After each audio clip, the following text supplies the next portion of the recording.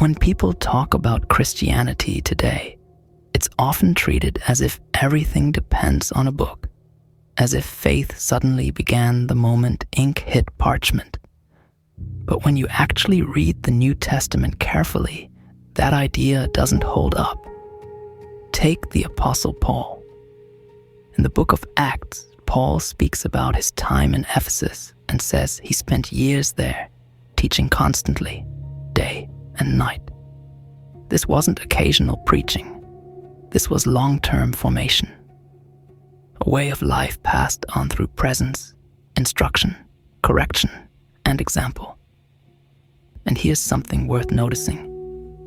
Paul didn't write much of that down.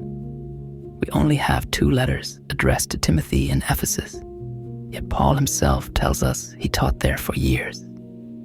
That means most of what Timothy received from Paul was never written in a letter. It was taught face to face, heard, absorbed, and lived. Paul even acknowledges this directly. He tells Timothy to take what he heard from him in front of witnesses and pass it on to others who would then teach the next generation. That's not a suggestion. That's a pattern.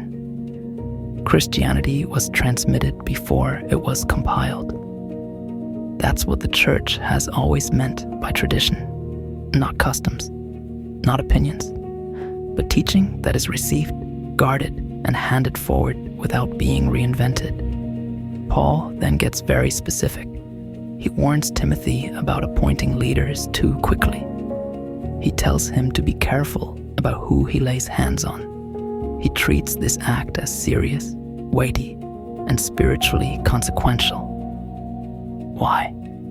Because Paul understands ordination as more than recognition. He speaks of a real gift given through the laying on of hands, something entrusted, not merely acknowledged. In other words, leadership in the church isn't just functional, it's sacramental.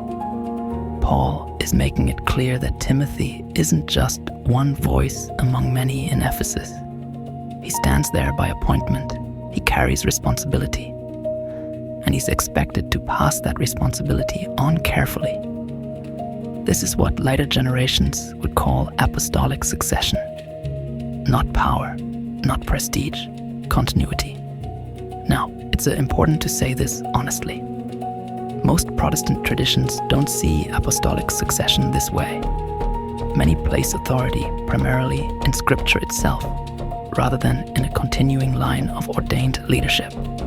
Some traditions, like Anglicanism or certain Lutheran churches, do speak about succession, but they don't understand it in the same way Orthodoxy does.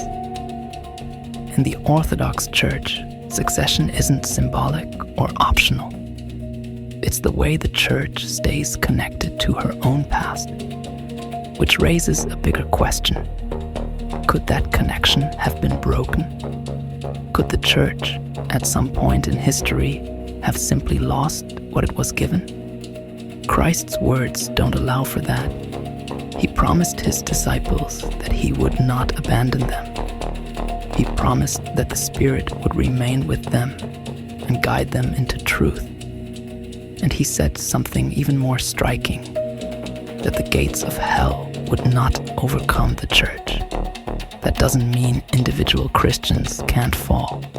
It doesn't mean local churches can't fail. Scripture itself warns that they can. But it does mean the church, as a whole, cannot lose what Christ entrusted to her. If the church could forget the gospel entirely, then Christ's promise would mean very little. And when you look at the earliest Christian writings, something becomes clear. The Christians closest to the apostles didn't speak like innovators. They spoke like custodians. They appealed backward to what they had received, not forward to new ideas. The same is true of the early councils. They didn't gather to invent doctrine. They gathered to protect what was already believed when it came under attack. Each council points back. Each generation defers to the one before it. That kind of consistency only makes sense if there's a living memory guiding the church, not just a text, but a shared life shaped by the Spirit. That's why orthodoxy doesn't separate scripture from tradition. Scripture came from within the church. It was preserved by the church, and it has always been read in the church. Apostolic succession is simply the visible thread that shows that life was never cut. So for me, this isn't about proving that others are wrong. It's about asking whether Christ kept his word, whether his church truly endured, whether what was handed down was actually kept, whether continuity is real, not in theory, but in practice. Because if Christ is faithful, then his church didn't lose its way. And if that's true, then the faith he gave didn't disappear. It remained somewhere, intact. And that's worth taking seriously.